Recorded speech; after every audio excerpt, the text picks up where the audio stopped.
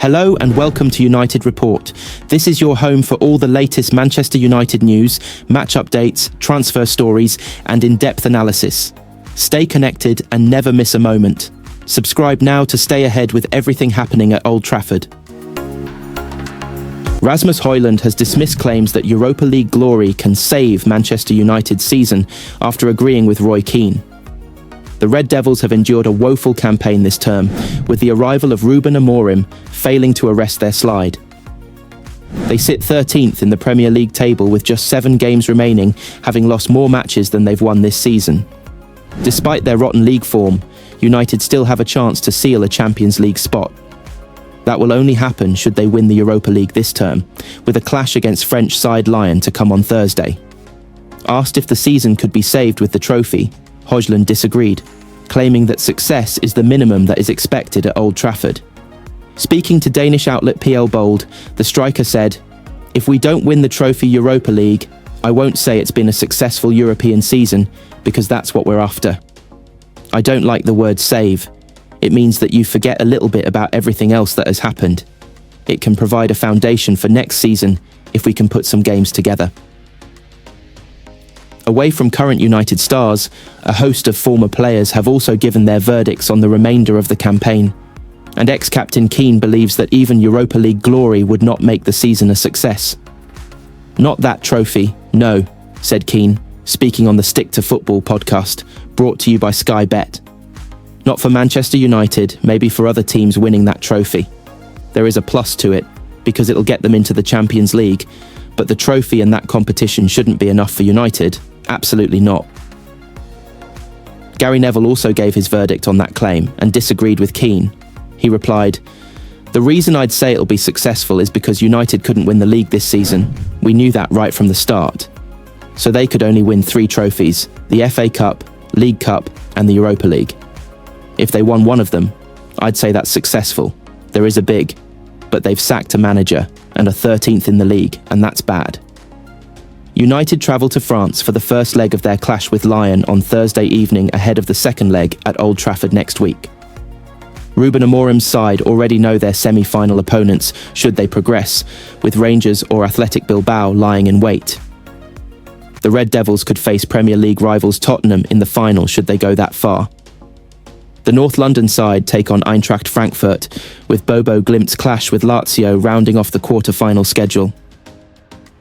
Paris Saint-Germain twice failed to lure Marcus Rashford to the Parc des Princes in the past, as the forward prepares to face the League One side with Aston Villa in the Champions League on Wednesday night.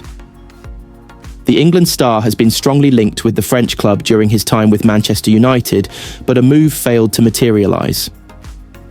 Rashford has since joined Aston Villa on loan from Old Trafford and has been a huge hit.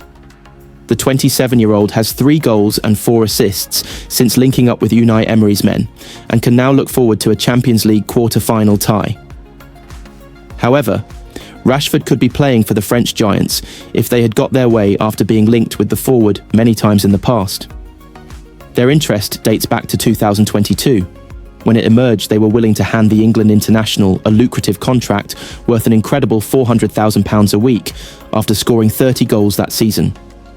He ended up penning a new deal with United, worth £325,000 a week.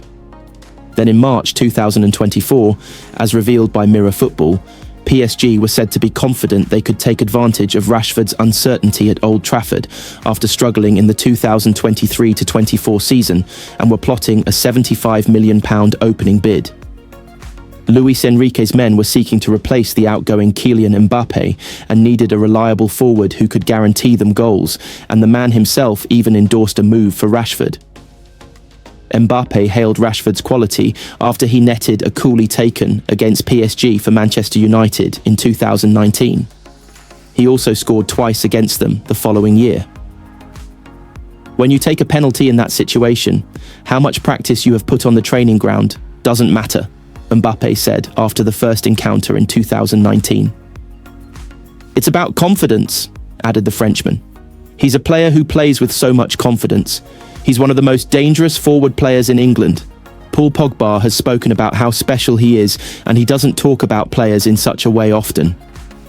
A move for Rashford didn't come to fruition, primarily because United were holding out for a figure of around £100 million.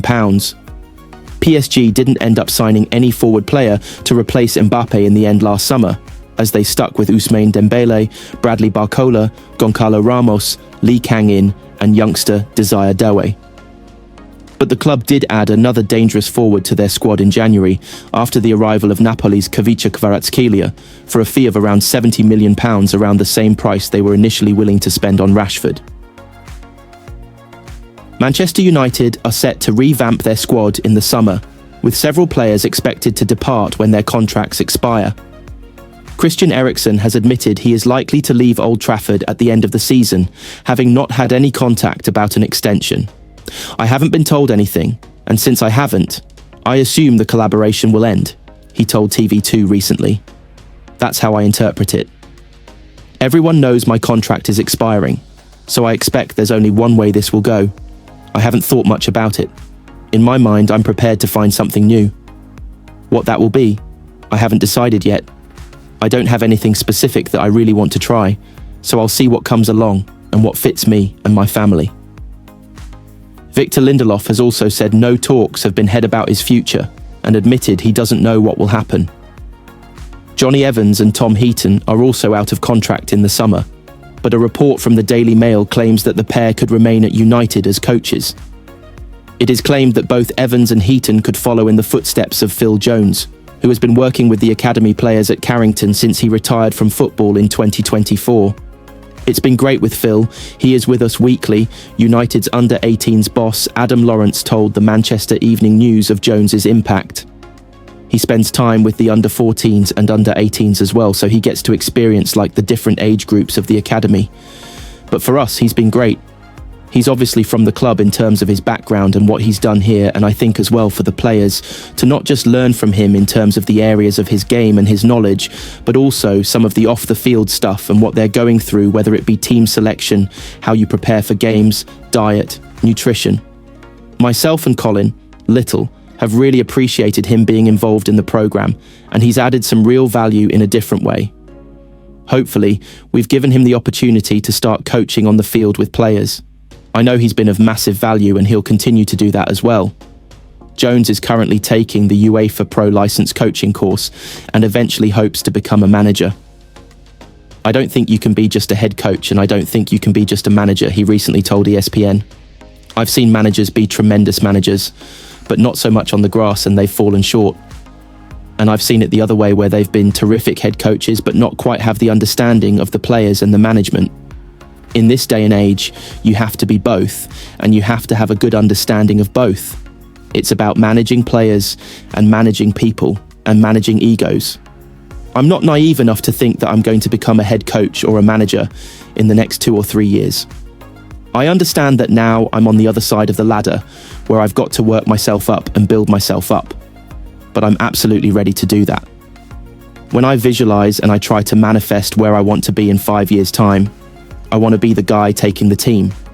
I want to be the guy making the decisions and having support and backing from the club and the owners and choosing that right moment to step in at that time. I'm a winner. I want to win games of football, and I win at all costs. Whether that means I have to change personnel or go down a different route to get results, it's a results business game.